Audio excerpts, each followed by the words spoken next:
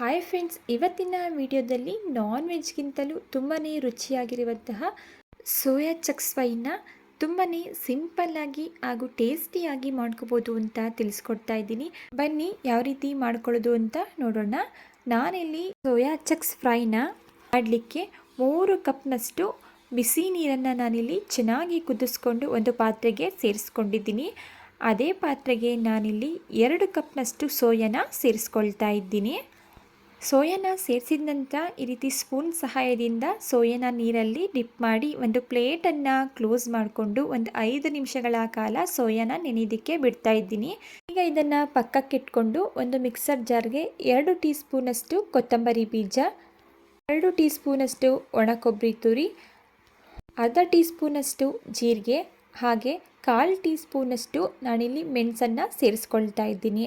ಇದ್ರ ಜೊತೆಗೆ 1 ಗೆಡ್ಡೆಯಷ್ಟು ಬೆಳ್ಳುಳ್ಳಿ, ಅರ್ಧ ಇಂಚಷ್ಟು ಚಕ್ಕೆ, 1 ಏಲಕ್ಕಿ, 4 ಲವಂಗನ ಸೇರಿಸ್ಕೊಂಡು ಇದನ್ನು ರುಬ್ಲಿಕ್ಕೆ ಅವಶ್ಯಕತೆ ಇರೋಷ್ಟು ನೀರನ್ನು ಸೇರಿಸ್ಕೊಂಡು ನೈಸಾಗಿ ಇದನ್ನು ಪೇಸ್ಟ್ ಮಾಡ್ಕೊಳ್ತಾ ಇದ್ದೀನಿ. ನೋಡಿ, ನಾನಿಲ್ಲಿ ಈ ರೀತಿ ಇದನ್ನು ಪೇಸ್ಟ್ ಮಾಡಿಕೊಂಡು ಈಗ ಪಕ್ಕಕ್ಕೆ ಇಟ್ಕೊಳ್ತಾ ಇದ್ದೀನಿ. ಈಗ ಸೋಯಾ ಚಕ್ಸನ್ನು ನೆನೆಯೋದಕ್ಕೆ ಇಟ್ಟಿದ್ವಲ್ಲ, ಅದು ಕೂಡ ಈಗ ಕಂಪ್ಲೀಟಾಗಿ ನೆಂದಿರುವಂತಹ ಸೋಯಾ ಚಕ್ಸ್ನ ನಾನಿಲ್ಲಿ ಈ ರೀತಿ ನೀರಿಂದ ಸಪ್ರೇಟ್ ಮಾಡಿ ಒಂದು ಬೌಲ್ಗೆ ಸೇರಿಸ್ಕೊಳ್ತಾ ಇದ್ದೀನಿ. ಸೋಯಾ ಚಕ್ಸ್ನ ನಾನಿಲ್ಲಿ ಕಂಪ್ಲೀಟಾಗಿ ನೀರಿಂದ ಸಪ್ರೇಟ್ ಮಾಡಿಕೊಂಡು ಇದನ್ನು ಪಕ್ಕಕ್ಕೆ ಇಟ್ಕೊಳ್ತಾ ಇದ್ದೀನಿ.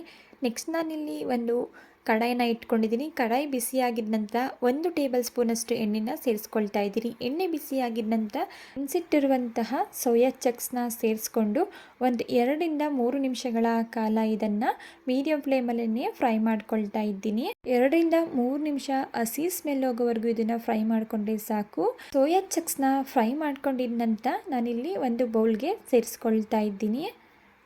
ನಂತರ ನಾನು ಅದೇ ಕಡಾಯಿಗೆ 2 ಟೇಬಲ್ ಸ್ಪೂನಷ್ಟು ಎಣ್ಣೆನ ಸೇರಿಸ್ಕೊಳ್ತಾ ಇದ್ದೀನಿ.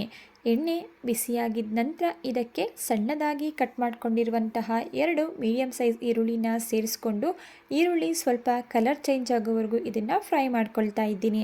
ಈರುಳ್ಳಿ ಸ್ವಲ್ಪ ಸಾಫ್ಟಾಗಿ ಕಲರ್ ಚೇಂಜ್ ಆಗಿದ ನಂತರ ಇದಕ್ಕೆ ಸಣ್ಣದಾಗಿ ಕಟ್ ಮಾಡಿಟ್ಕೊಂಡಿರುವಂತಹ 2 ಹಸಿಮೆಣಸಿನ್ಕಾಯಿ, 1 ಟೀ ಸ್ಪೂನಷ್ಟು ಶುಂಠಿ ಬೆಳ್ಳುಳ್ಳಿ ಪೇಸ್ಟ್ನ ಸೇರಿಸ್ಕೊಂಡು ಶುಂಠಿ ಬೆಳ್ಳುಳ್ಳಿ ಪೇಸ್ಟ್ ಹಸಿ ಸ್ಮೆಲ್ ಹೋಗೋವರೆಗೂ ಇದನ್ನು ಫ್ರೈ ಮಾಡ್ಕೊಳ್ತಾ ಇದ್ದೀನಿ.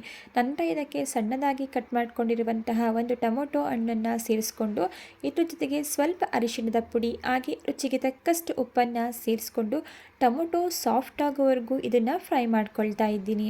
ಟೊಮೊಟೊ ಸಾಫ್ಟ್ ಆಗಿದ ನಂತರ ಇದಕ್ಕೆ ನಾವು ಆಲ್ರೆಡಿ ಫ್ರೈ ಮಾಡಿ ಇಟ್ಕೊಂಡಿರುವಂತಹ ಸೋಯಾ ಚಕ್ಸ್ನ ಸೇರಿಸ್ಕೊಳ್ತಾ ಇದ್ದೀನಿ. ಸೋಯಾ ಚಕ್ಸ್ನ ಸೇರಿಸಿದ ನಂತರ ಇದನ್ನು ಒಂದು 2ರಿಂದ 3 ನಿಮಿಷಗಳ ಕಾಲ ಫ್ರೈ ಮಾಡ್ಕೊಳ್ತಾ ಇದ್ದೀನಿ.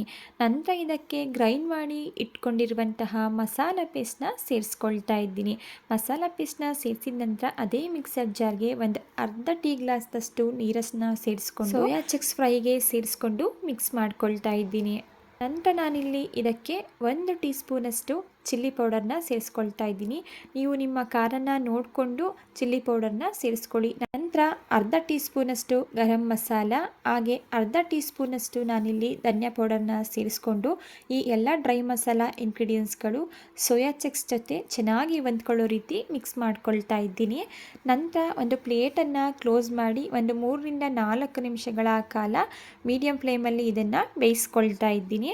ಈಗ 3ರಿಂದ 4 ನಿಮಿಷ ಆಗಿದೆ. ಈಗ ಇದಕ್ಕೆ 1 ಟೀ ಸ್ಪೂನಷ್ಟು ನಾನಿಲ್ಲಿ ಕಸೂರಿ ಮೆಂತ್ಯನ ಈ ರೀತಿ ಕೈಯಿಂದ ಕ್ರಷ್ ಮಾಡಿ ಸೇರಿಸ್ಕೊಳ್ತಾ ಇದ್ದೀನಿ. ಹಾಗೆ ಇದ್ರ ಜೊತೆಗೆ ಸಣ್ಣದಾಗಿ ಕಟ್ ಮಾಡ್ಕೊಂಡಿರುವಂತಹ ಸ್ವಲ್ಪ ಕೊತ್ತಂಬರಿ ಸೊಪ್ಪು ಹಾಗೆ 1 ಟೀ ಸ್ಪೂನಷ್ಟು ನಿಂಬೆಹಣ್ಣಿನ ರಸನ ಸೇರಿಸ್ಕೊಂಡು ಮಿಕ್ಸ್ ಮಾಡಿಕೊಂಡು ಗ್ಯಾಸ್ ಸ್ಟವ್ನ ಆಫ್ ಮಾಡ್ಕೊಳ್ತಾ ಇದ್ದೀನಿ. ರೊಟ್ಟಿ, ಚಪಾತಿ ಹಾಗೂ ಅನ್ನ ಸಾಂಬಾರ್ ಹಾಗೂ ರಸಮ್ ರೈಸ್ ಜೊತೆ ಬೆಸ್ಟ್ ಕಾಂಬಿನೇಷನ್ ಅಂತಲೇ ಹೇಳ್ಬೋದು. ಅಷ್ಟು ಸೂಪರಾಗಿರುತ್ತೆ. ಮಿಸ್ ಮಾಡದೆ ಈ ರೆಸಿಪಿನ ಟ್ರೈ ಮಾಡಿ ನೋಡಿ. ನಾವು ಬಳಸುವಂತಹ ಮಟನ್ ಹಾಗೂ ಚಿಕನ್ ರೆಸಿಪಿಗಿಂತಲೂ ಈ ಸೋಯಾ ಚಕ್ಸ್ ರೆಸಿಪಿ ತುಂಬಾ ಟೇಸ್ಟಿಯಾಗಿರುತ್ತೆ. ನಾನ್ ವೆಜ್ ತಿನ್ನಲ್ಲ ಅನ್ನೋರು ಆರಾಮಾಗಿ ಈ ರೆಸಿಪಿನ ಟ್ರೈ ಮಾಡ್ಬೋದು. ಓಕೆ ಫ್ರೆಂಡ್ಸ್, ಇವತ್ತಿನ ವಿಡಿಯೋ ನಿಮಗೆ ಇಷ್ಟ ಆಗಿದೆ ಅಂತ ಭಾವಿಸ್ತಾ ಇದ್ದೀನಿ. ಇಷ್ಟ ಆಗಿದ್ರೆ ರೆಸಿಪಿಗೆ ಒಂದು ಲೈಕ್ ಮಾಡಿ. ಇದೇ ಥರ ಟೇಸ್ಟಿ ಹಾಗೂ ಸಿಂಪಲ್ ರೆಸಿಪಿಗಳಿಗಾಗಿ ನೀವು ಮಾಡಬೇಕಾಗಿರೋದು ಇಷ್ಟೇ. ದಯವಿಟ್ಟು ಚಾನಲ್ನ ಸಬ್ಸ್ಕ್ರೈಬ್ ಮಾಡಿಕೊಂಡು ಚಾನಲ್ಗೆ ಸಪೋರ್ಟ್ ಮಾಡಿ.